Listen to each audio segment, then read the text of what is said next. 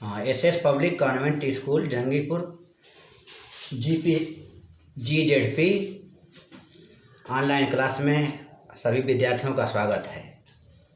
हाँ, कल 4 श्लोक पढ़ाया गया था। अब पाँचवा श्लोक सभी लोग किताब में देखें ध्यान से। अब मैं 5वां श्लोक पढ़ाने जा रहा हूँ। केचिद् एक पदम धर्मम, केचिद् एक पदम यशः, केचिद् एक पदम स्वर्गम, केचिद् एक पदम सुखम, केचिद् एक पदम धर्मम। धर्म का मुख्य स्थान क्या है? धर्म का मुख्य स्थान क्या है? केचिद् एक पदम यशः, यश का मुख्य स्थान क्या है? केचिद् एक पदम स्वर्गम, स्वर्ग का मुख्य स्थान क्या है? केचिद् एक पदम सुखम, सुख का मुख्य स्थान क्या है? अर्थात ये किन चीज़ों से प्राप्त होते हैं, यह प्रश्न किया गया यक्ष के द्वारा धर्मराज युधिष्ठिर से। यक्ष के प्रश्नों को सुनकर धर्मराज युधिष्ठिर इस प्रश्न का उत्तर देते हुए कहते हैं कि हे यक्ष, अब आप अपने प्रश्नों का उत्तर सुनिए। दाक्ष्यमेक पदम धर्म्यम, दानमेक पदम यशः, सत्यमेक पदम स्वर्गम, शीलमेक पदम सुखम। यक्ष के प्रश्नों का उत्तर देते हुए युधिष्ठिर कहते हैं कि हे यक्ष, धर्म का मुख्य स्थान उदारता है। धर्म का मुख्य स्थान उदारता है। यश का मुख्य स्थान दान है।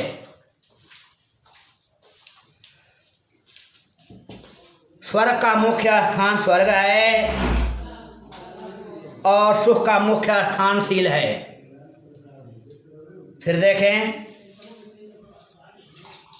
धर्म का मुख्य स्थान उदारता है, यश का मुख्य स्थान दान है, स्वर्ग का मुख्य स्थान सत्य है और सुख का मुख्य स्थान शील है। इस तरह से 6वां श्लोक का अर्थ पूरा हुआ। अब देखिए 7वां प्रश्न। यक्ष के द्वारा धर्मराज युधिष्ठिर से प्रश्न किया गया है। प्रश्न क्या करते हैं यक्ष युधिष्ठिर से? धान्यानाम उत्तमम केचिदम, धनानाम स्यात् किम उत्तम, लाभानाम उत्तमम किम स्यात्, सुखानाम स्यात् किम उत्तमम। अब देखिए प्रश्न किया गया है, धान्यों में उत्तम धान्य क्या है? धान्यानाम उत्तमम केचिदम, धान्यों में उत्तम धान्य क्या है? धनानाम स्यात् किम उत्तमम, धनों में उत्तम धन क्या है? धनों में उत्तम धन क्या है? लाभानाम उत्तमम किम स्यात्, लाभों में उत्तम लाभ क्या है? लाभों में उत्तम लाभ क्या है? सुखानाम स्यात् किम उत्तमम, और सुखों में सबसे उत्तम सुख क्या है? फिर देखिए, धान्यों में सबसे उत्तम धान्य क्या है? धनों में उत्तम धन क्या है? लाभों में उत्तम लाभ क्या है?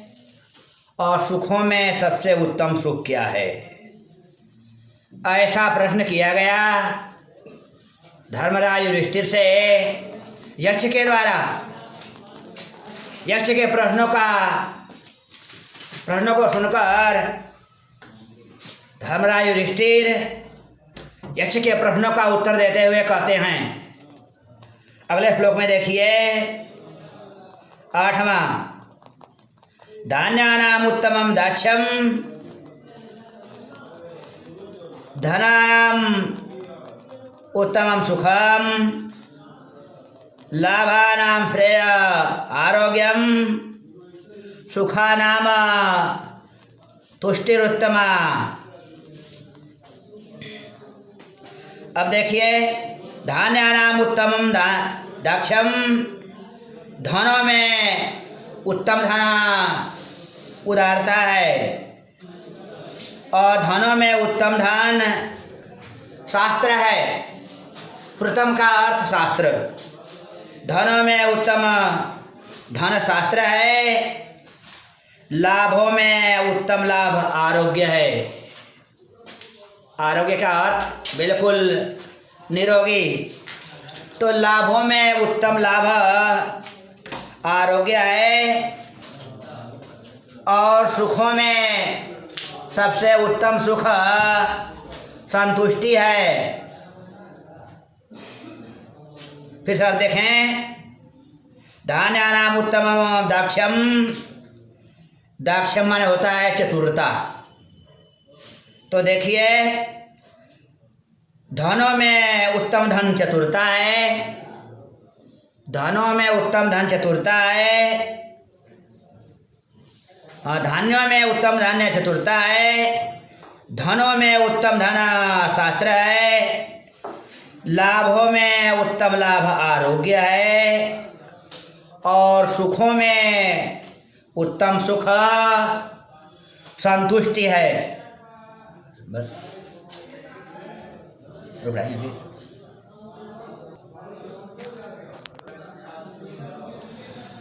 आगे देखिए, 9वां श्लोक। 9वां श्लोक में यक्ष के द्वारा धर्मराज युधिष्ठिर से प्रश्न किया गया है। क्या है वो प्रश्न?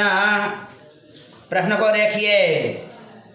किमनो हित्वा प्रियो भवति, किन्नो हित्वा न शोचति, किमनो हित्वार्थवानं भवति, किन्नो हित्वा सुखी भवेत्। किन्नो हित्वा किसको त्याग कर या किसे त्याग कर मनुष्य प्रियो भवति, प्रिय होता है। किन्नु हित्वा न शोचति, किसे त्याग कर या किसको त्याग कर मनुष्य न शोचति, अर्थात चिंता मुक्त होता है।